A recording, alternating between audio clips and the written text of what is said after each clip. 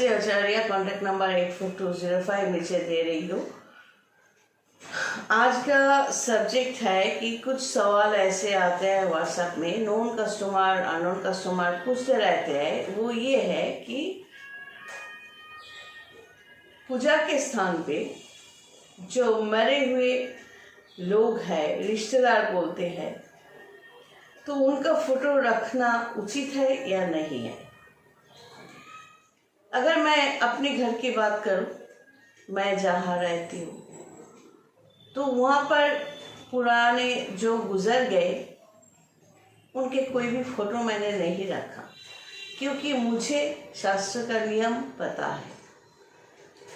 रही बात याद करने की या जो भी है सेंटिमेंट की, तो वो तो मन में ही होते हैं, और मोबाइल में 2-4 फोटो है और एल्बम में है, लेकिन घर में लटका कर रखने की, रेगुलर माला देने की कोई ज़रूरत नहीं है।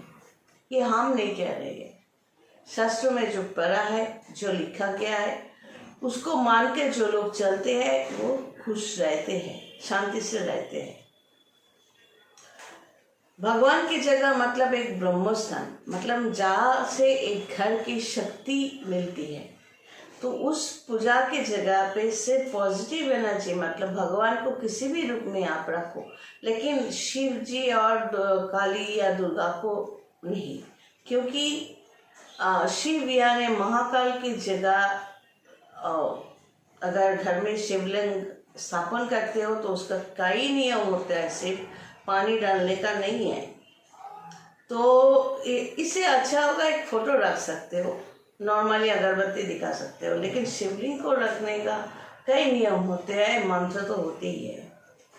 दुर्गा या काली का जगह, काली महाकाली या महाकाली की जगह वो शमशान में है, और माँ दुर्गा के जो आगमन हम जानते हैं वो भी विनाश के लिए ही हुए थे। तो नॉर्मली हम लोग ब्रह्मस्थान में कौन से भगवान को बिठाते हैं? जो खुद शांत है, तो ही हम शांति से रह सकते हैं। और ब्रह्मस्थान का मतलब वहाँ पर बहुत सारा आवाज़ नहीं। नॉर्मली कोशिश करना घर में बहुत सारे आवाज़ नहीं होने चाहिए। इसी तरह एक ब्रह्मस्थान मतलब पूजा के स्थान को हम लोग पॉजिटिव बना सकते हैं। अगर उसमें जो लोग गुजर गए तो उनका फोटो रखे, या कोई गुरुजी मतलब जो इंसान थे उनका फोटो रखे, माला चढ़ाए साथ ही में या पास में बगल में, तो उसका मतलब क्या होता है? श्रीमद् भगवद गीता अगर पढ़ा है, पढ़ना चाहिए सभी को, तो वहाँ पे एक्सप्लेनेशन ऐसा ही है कि हर जन्म में हमारा कई रिश्ते होते हैं। अगर इस जन्म में मैं कनश्री आचार्य हूँ और माँ बाप का दिया हुआ और एक नाम भी है, तो इस जन्म में जहाँ पर हम पैदा हुए, जिस घर में, वो लोग मेरे माँ बाप है, जिसके शुक्राणु डिम्बाणु से मेरा शरीर मिले, मुझे शरीर मिले।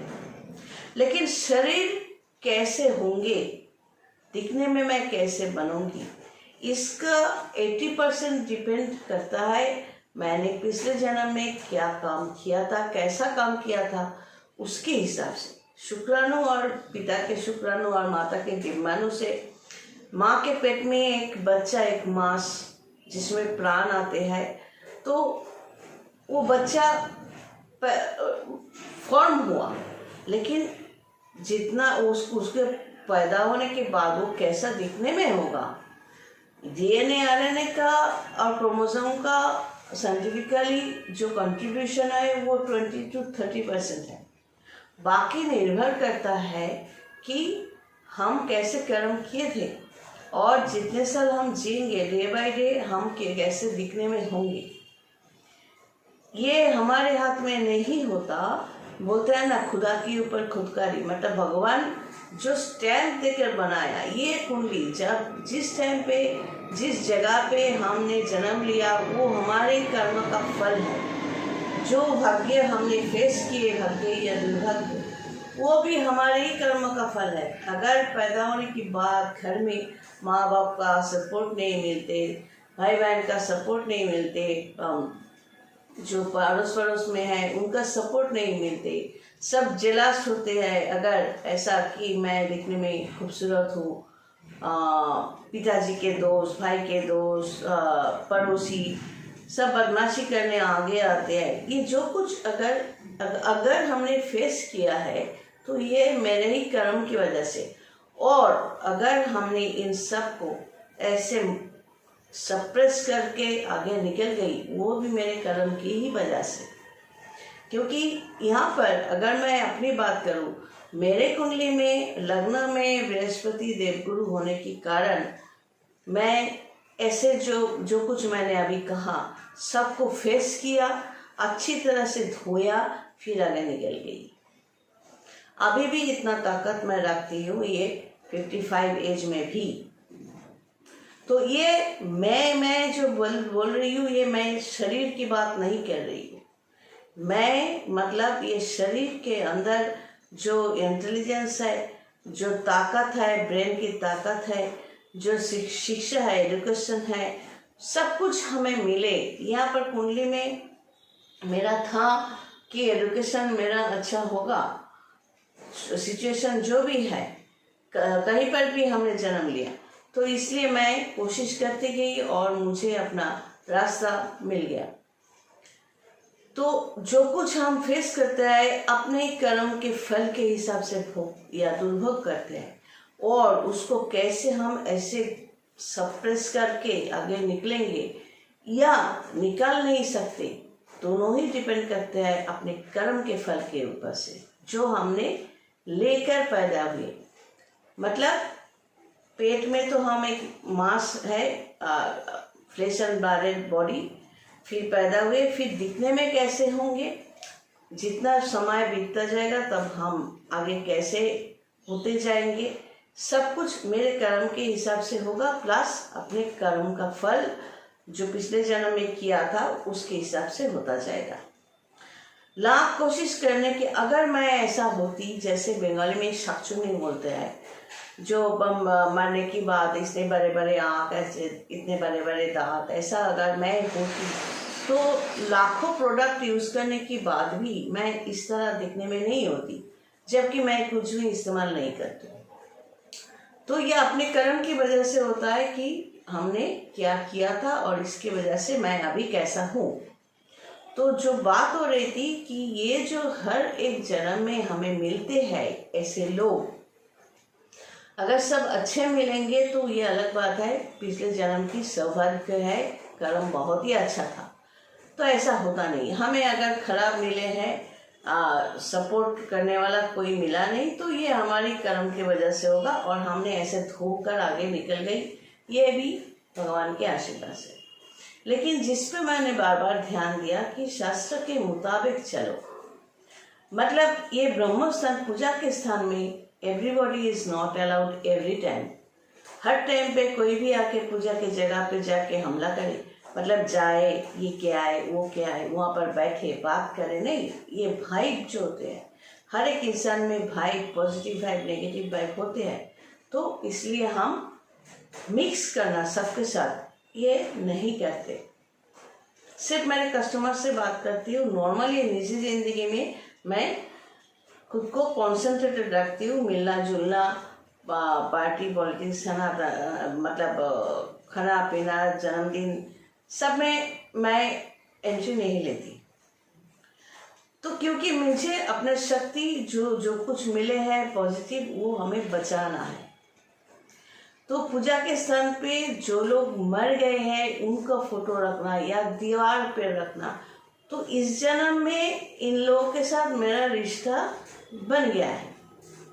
इस घर में पैदा हुए, इसीलिए ये माँ है, ये बाप है, ये भाई है, ये पड़ोस वाले है, पड़ोसी जो है वो वैसे ही बिहेव करेंगे। अगर दिखते हैं कि मेरे माँ बाप भाई बहन सपोर्टिव नहीं है तो वो भी लात मारेंगे। और अगर पड़ोसी ऐसा दिखते हैं कि सब हमारे घर में सब मुझे इस तरह फूलों की तरह रखते हैं, तो वो भी फूलों की तरह रखेंगे। तो पड़ोसी तो है ऐसे फालतू, तो वो क्या सोचते हैं, क्या बोलते हैं, वो इतना महत्व देने की, इम्पोर्टेंस देने की ज़रूरत नहीं है। जो बुजुर्ग है उनकी बात मानने की भी मैंने इतना नहीं माना कभी, क्योंकि अगर एक औरत या आदमी, उनका पढ़ाई लिखाई ज़्यादा नहीं है, शास्त्र नहीं जानते, घर के काम करके ही गुजारा कर दिया, तो ऐसे छोटे बच्चे से लेकर वो बुजुर्ग हुए, वो बूढ़े हो गए, बुजुर्ग लोग हो गए, तो उनका दिमाग तो वैसा ही काम करेगा जितना उसमें इनपुट है। तो बुजुर्ग होने का मतलब, एजेड पर्सन होने का मतलब वो सब कुछ सही बोल रहे हैं ऐसा तो नहीं है। वो तो वैसा ही बोलेगा। जो हमेशा जो औरत खाना ही बनाती आई है, कपड़े धोना, खाना बनाना, सबका सर्विस देना, तो उनके लिए वही दुनिया है। वो बुजुर्ग होने के बाद भी उसके बाद वही बात करेंगी कि हमने तो ऐसा किया था, तुम ऐसा नहीं जानती, खाना पकाना नहीं जानती। इसके अलावा कोई क्वेश्चन भी वो नहीं कर सकती। तो ऐसे बुजुर्ग इंसान कहते हैं नहीं वो गुजर गए, वो गुरुदेव है, उनका फोटो रखो। हमने कभी नहीं माना सॉरी माना ही नहीं मैंने। मैं बस ये समझती हूँ कि पूजा की जगह एक पॉजिटिव जगह है जहाँ पर सर्वशक्तिमान ईश्वर है, उनको मानो, उनका पूजा करो, जप करो, बस वही हमें शक्ति देंगे, आगे निकल के ले जाएंगे। और कोई नहीं ये काम कर सकता, और कोई ये काम नहीं कर सकता, नहीं कर सकती, माँ भी नहीं। वो जो चाहते हैं वही होता है। तो उनको पकड़ के रहना मेरे लिए एक नंबर काम है, जो जैसा सोचे समझे। तो जिन लोगों ने सवाल किया था, मैं यही समझाने की कोशिश कर रही हूँ। इस जन्म में अगर कहीं रिश्तेदार, पड़ोसी, दोस्त वगैरह है, कौन सपोर्टिव है, कौन सपोर्टिव नहीं है, ये मैंने ध्यान नहीं दिया। लेकिन ये भी समझ लेना कि हर जन्म में हमारा कई रिश्तेदार होते हैं। जब शरीर छोड़ देते हैं सब खत्म।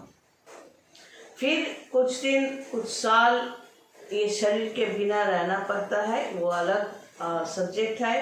प्रेत जोनी में रहना पड़ता है। प्रेत इसलिए बोलते हैं या अशरीरी बोलता है जिसके पास शरीर नहीं है, लेकिन अस्तित्व जो है वो तो रह जाते हैं। जैसे कि एक मोबाइल, ये कभी किसी का प्रॉब्लम हो जाए तो मोबाइल चेंज करोगे तो सिम भी चेंज करोगे, है ना।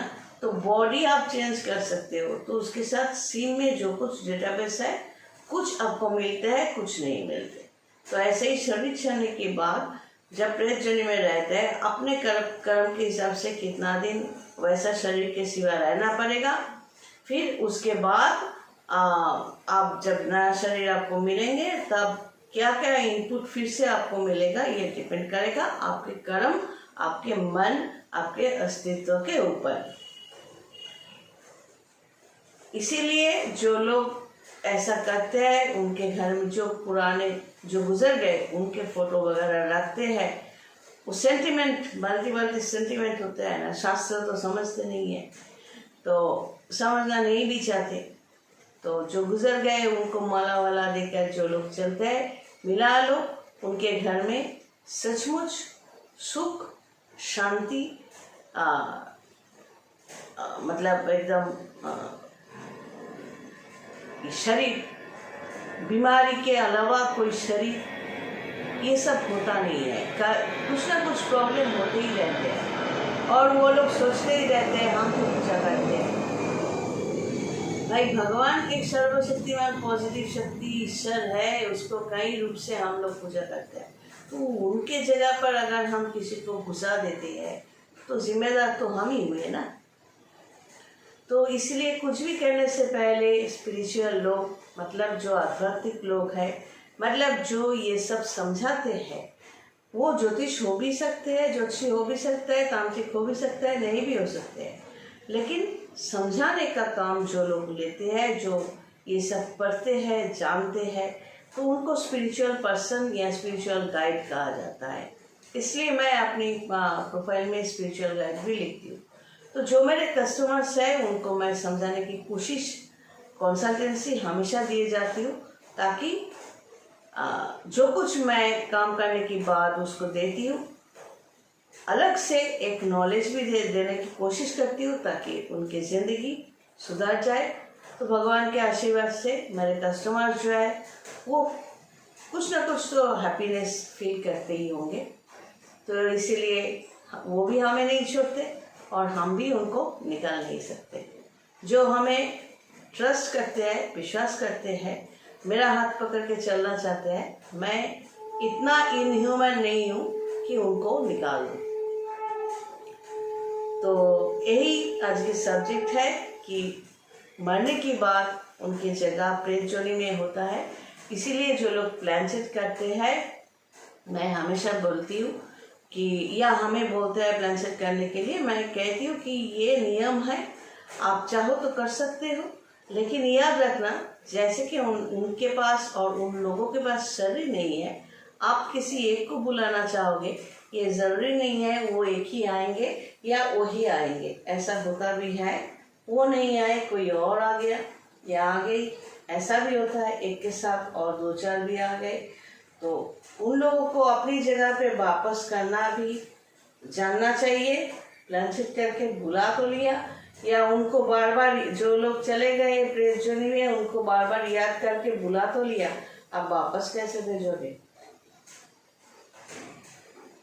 वो सिस्टम भी तो इतना आसान नहीं है ना।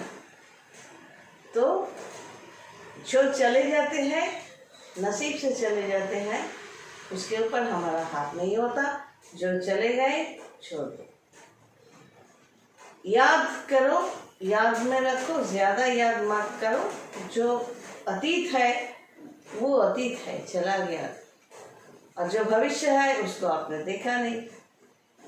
जो वर्तमान है उसको लेकर चलो, वर्तमान को ठीक करोगे, ठीक ठाक लेकर चलोगे, भविष्य अपने आप ठीक होता जाएगा। आज यही तक। God bless and take care.